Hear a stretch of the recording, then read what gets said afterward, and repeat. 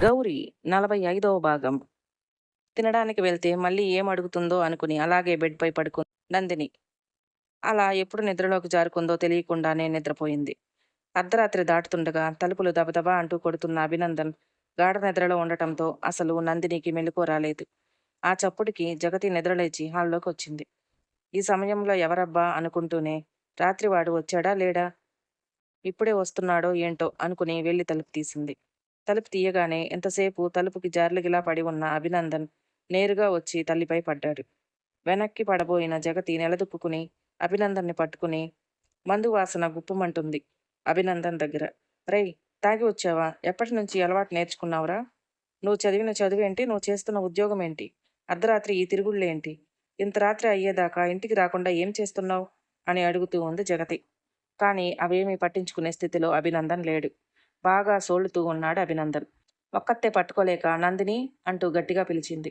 నందిని దగ్గర నుండి ఎలాంటి స్పందన లేకపోవడంతో అలాగే కష్టపడి అభినందన్ని నడిపించుకుంటూ అతని రూము వద్దకు తీసుకువెళ్ళింది. ఇలా ఊగుతున్నావు? అసలు బయట నుండి ఇంటి దాకా ఎలా వచ్చావురా? అసలు ఎప్పుడూ లేని అలవాటు ఇదేంటి? నీకేమైంది అంటూ కళ్ళు ఒత్తుకుంటూ అభినందన్ రూమ్ లోపలికి తీసుకువెళ్ళింది. నందిని హాయిగా బెడ్పై పడుకుని ఉంది. నందిని అంటూ పిలిచింది జగతి. నందినిలో ఎలాంటి ఉలుకు పలుకు లేదు. చిరాకు వచ్చింది జగతికి. వాడు ఇంటికి రాలేదేంటి అంటే సమాధానం లేదు. ఎందుకు రాలేదు కనుక్కోమంటే తనకు చెప్పను కూడా చెప్పలేదు. మొగుడు ఇంటికి రాకున్నా కూడా హాయిగా ప్రశాంతంగా పడుకుంది. ఎంత గట్టిగా పిలుస్తున్నా పలకటం లేదు. అసలు ఈ పిల్లకు బాధ్యత అనేది ఉందా అనుకుని చాలా కోపంగా నందిని అంటూ చాలా గట్టిగా పిలిచింది జగతి. అలా పిలవటంతో ఆ రూమ్ అంతా ప్రతిధ్వనించింది. దిగ్గున లేచి కూర్చుంది నందిని. హఠాత్తుగా నిద్ర నుంచి లేవటం వల్ల నందిని గుండె దడ అమాంతంగా పెరిగిపోయింది. అసలు ఏం జరుగుతుందో, ఎక్కడ ఉన్నానో అన్నట్టుగా చూస్తూ ఉంది నందిని. నందిని, ఎన్నిసార్లు పిలవాలి అని జగతి గట్టిగా అనటంతో అప్పుడు చూసింది జగతి ఇంకా అభినందన్ వైపు. అలా మిడిగుడ్లు వేసుకుని చూస్తావేంటి? వీడిని మోయలేక చేస్తున్నాను. నువ్వు ముందు ఆ బెడ్పై నుంచి లేచి ఇట్రా, వీడిని పడుకోబెడదాం అని అనటంతో వెళ్ళి అభినందన్ని పట్టుకుంది జగతికి సహాయంగా. ఇద్దరూ కలిసి అభినందన్ని బెడ్పై పడుకోబెట్టారు.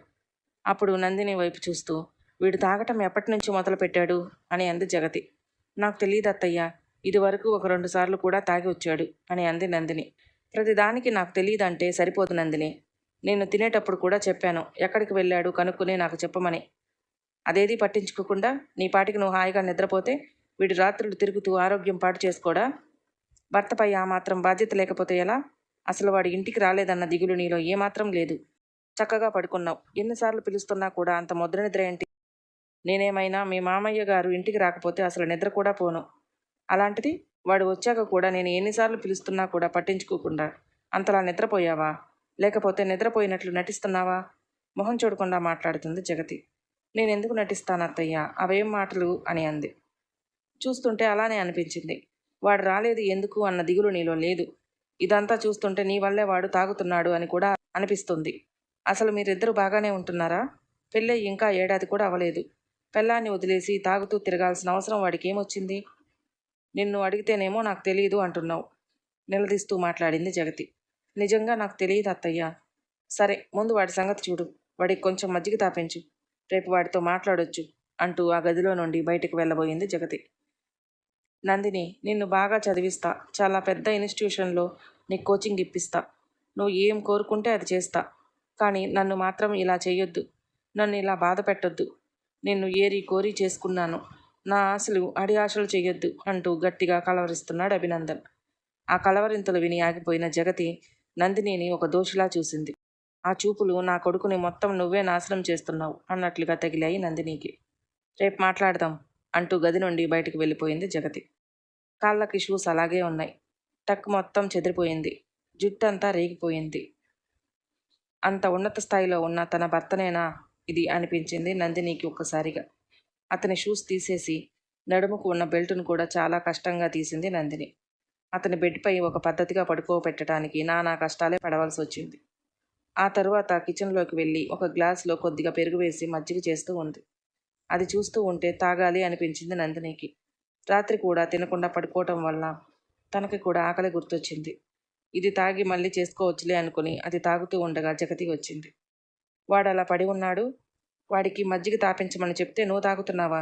గొప్ప భార్య దొరికావులే మా వాడికి అని ఇంకో గ్లాస్ తీసుకుని మజ్జిగ తయారు చేసింది జగతి. తనని దోషిలాగా చూడటం చాలా ఇబ్బందిగా అనిపించింది నందినికి. కానీ ఆ పరిస్థితిలో ఏం మాట్లాడాలో అర్థం కాక అలాగే ఉండిపోయింది. చేసిన మజ్జిగను నందిని చేతికిచ్చి, ఇదైనా తీసుకెళ్లి వాడికివ్వు, ఇది కూడా నువ్వు తాగమాకు అంటూ వెళ్ళిపోయింది జగతి. ఆ గ్లాస్ తీసుకుని తమ గదిలోకి వెళ్ళింది. మళ్ళీ ఎక్కడ జగతి లోపలికి వస్తుందో అనుకుని డోర్ పెట్టి గడియ పెట్టుకుంది నందిని. ఇప్పుడు ఈ మజ్జిగ ఆయనకు ఎలా తాపించాలి అనుకుంటూ చూస్తూ ఉంది. తప్పదు, ఎలాగోలాగా తాగించాలి అనుకుని వెళ్ళి అభినందన్ని చాలా కష్టంగా లేపి మంచం ఫ్రేమ్కి ఆనుకుని కూర్చునేలాగా చేసింది. వెళ్ళి మజ్జిగ తీసుకువచ్చి అభినందన్ నోటి దగ్గర పెట్టింది. అతనిలో ఎలాంటి చలనం లేకపోవటంతో పక్కనే కూర్చుని తన భుజాన్ని తనకి ఆసరాగా ఉంచి ఒక చేతితో అభినందన్ బొగ్గుల నొక్కుతూ నోరు తెరుచుకునేలాగా చేసి ఇంకో చేతితో గ్లాస్ నోటి దగ్గర పెట్టి మజ్జిగ లోపలికి వెళ్ళేలాగా చేసింది. అలా చిన్న చిన్నగా మొత్తం తాగించింది అభినందన్కి. మజ్జిగ తాగిన మరుక్షణం భల్లున వాంతి చేసుకున్నాడు అభినందన్. ఉదయం నుంచి తినకుండా తాగుతూ ఉండటంతో అతని కడుపులో తిప్పి ఉన్నది మొత్తం వాంతి చేసుకున్నాడు. మొత్తం అంతా నందినిపై, అతనిపై, ఇంకా బెడ్పై పడిపోయింది. మెలకువ వచ్చేసింది అభినందన్కి. అక్కడంతా చూసుకుని వెంటనే వాష్రూంలోకి వెళ్ళిపోయాడు. ఆ భయంకరమైన వాసనను భరించలేక అభినందన్ వాష్రూంలోకి వెళ్ళటంతో ఏం చేయాలో అర్థం కాక ముక్కు మూసుకుని బలవంతంగా అలాగే ఉండిపోయింది నందిని. అభినందన్ బట్టలు వాష్రూంలోనే విడిచేసి స్నానం చేసి బయటకు వచ్చేశాడు. అతడు అలా వచ్చేసిన మరుక్షణం బెడ్షీట్ మొత్తం తీసుకుని వాష్రూంలోకి వెళ్ళింది నందిని. తన బట్టలు కూడా విప్పేసి స్నానం చేసి యువతలకు వచ్చింది. రూమ్ మొత్తం క్లీన్ చేసింది. అప్పటి వరకు అక్కడే చైర్లో కూర్చున్న అభినందన్ బెడ్పై బెడ్షీట్ మార్చగానే వెళ్ళి మళ్ళీ పడుకున్నాడు. ఇద్దరి మధ్య ఒక్క మాట కూడా లేదు. వాష్రూంలోని బట్టలు అలాగే ఉంటే వాసన పడతాయని మొత్తం అంతా ఉతికేసింది. ఇదంతా చూశాక కడుపులో దేవింది నందినికి. వాష్రూంలో అలానే తను కూడా వాంతి చేసుకుంది. మరొక మారు స్నానం చేసి యువతలకి వచ్చింది. అభినందన్ హాయిగా నిద్రపోతున్నాడు. తనకు మాత్రం చాలా కోపంగా ఉంది. ఇదంతా భరించడం చాలా కష్టంగా అనిపిస్తుంది నందినికి. బెడ్పై అభినందన్ పక్కన కూడా పడుకోవాలనిపించలేదు. కింద చాపపరిచి దానిపై పడుకుంది. వెలికిలా పడుకుని ఎంతకు నిద్ర రాకపోవడంతో సెల్ తీసి చేతిలో పట్టుకుంది. తల్లికి ఫోన్ చేయబోయింది. సమయం చూసుకుని తెల్లవారుజాము 3 గంటలు అవుతుండటంతో ఈ సమయంలో అమ్మను డిస్టర్బ్ చేయటం అవసరమా అనుకుని వాట్సాప్లో, ఎందుకమ్మా నాకు ఈ పెళ్లి చేశావు అంటూ మెసేజ్ చేసింది. నేనేం బాగోలేను. ఇతని వల్ల నాకు నరకం తప్ప ఎలాంటి సుఖమూ లేదు. చదువుకోవాలన్న నా కల కలగానే మిగిలిపోయేలా ఉంది. నేను ఏం చేసినా తప్పే, ఏం మాట్లాడినా తప్పే. అతను నాతో అలా అంటుంటే నాకు కూడా అతనిపై ఎలాంటి ఇష్టం లేకుండా పోతుంది. పెళ్లికి ముందు అతనిపై ఉన్న గౌరవం ఇప్పుడు కొద్దిగా కూడా లేదు. నేను ఇక్కడ ఈ నరకంలో ఉండలేనమ్మా, నన్ను నీతో తీసుకెళ్ళు అని మెసేజ్లు పెట్టి సెల్ పక్కన పెట్టేసి పడుకుంది. అంతసేపు ఊరకంట నందిని ఏం చేస్తుంది అంటూ గమనించిన అభినందన్ నందిని పడుకోగానే తన సెల్ తీసుకుని చూశాడు. నన్ను పెళ్లి చేసుకోవటం వల్ల నీ జీవితం నాశనమైందా? ఎన్ని కలలు కన్నానో అన్నీ నాశనం చేసింది నువ్వు అని అనుకుని సెల్ మళ్ళీ నందిని పక్కనే పెట్టేసి పడుకున్నాడు. ఓ గంట తర్వాత మెలకువ వచ్చింది నందినికి. సెల్ తీసి చూసింది. వాళ్ళ అమ్మకు మెసేజ్ వెళ్ళింది, కానీ ఆమె ఇంకా ఓపెన్ చేయలేదు. నేనేంటి కోపంలో ఏవో మెసేజ్లు పంపించేశాను అమ్మకి, అమ్మ చూస్తే ఎంత బాధపడుతుంది అనుకుని వాటిని మళ్ళీ డిలీట్ చేసింది. తర్వాత యథావిధిగా పడుకుంది. అప్పటికి ఇంకా నిద్రపోకుండా ఉన్న అభినందన్ నందిని మళ్ళీ సెల్ తీసుకొని చూసుకోవడంతో ఆమె పడుకోగానే సెల్ తీసుకుని మళ్ళీ చూశాడు. మెసేజ్లన్నీ డిలీట్ చేస్తున్నాయి. నేనేది చూడకూడదు అని డిలీట్ చేసింది. ఈ విధంగా రోజు తన తల్లికి ఇంకెన్ని చెప్తుందో నా మీద అని అనుకున్నాడు అభినందన్. ఆ తాగుడు ఒక రోజుతో ఆగిపోలేదు. అంతకుముందు నందినికి మాత్రమే తెలిసిన అతని తాగుడు ఇంట్లో వాళ్ళకు కూడా తెలిసిపోయింది. ఉదయం ఆఫీస్ నుంచి వెళ్ళటం, అర్ధరాత్రి ఎప్పటికో ఇంటికి చేరుకోవటం. ఉదయం ఆఫీస్కని వెళ్ళటం, అర్ధరాత్రి ఎప్పటికో ఇంటికి చేరుకోవటం చాలా ఎక్కువ అవుతూ వస్తున్నాయి. ఎప్పుడో ఒకసారి అంటే స్నేహితులు ఇంటి దగ్గర దిగబెడతారు. కానీ ప్రతిసారి తాగుతూ ఉంటే వాళ్ళకి కూడా విసుగొస్తుంది కదా. ఆ రోజు అభినందన్ని దింపటానికి ఎవరూ రాలేదు. అలాగే బండి నడుపుకుంటూ వస్తున్న అభినందన్కి యాక్సిడెంట్ అయింది.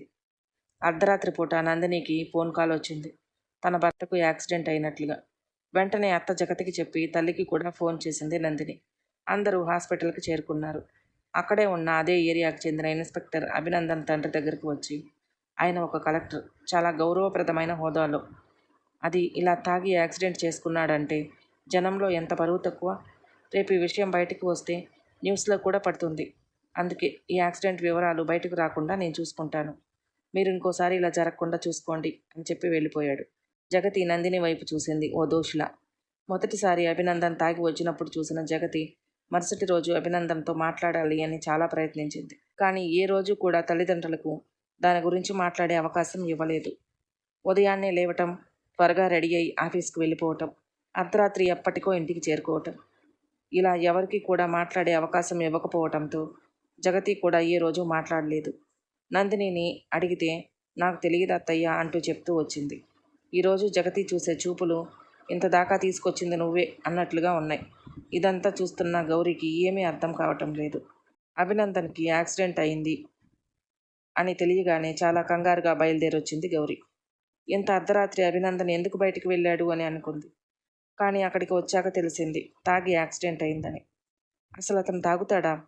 తాగడమే కాకుండా ఇలా నిర్లక్ష్యంగా బండి నడిపి యాక్సిడెంట్ చేసుకునే దాకా తీసుకురావాల్సిన అవసరం ఏమొచ్చింది?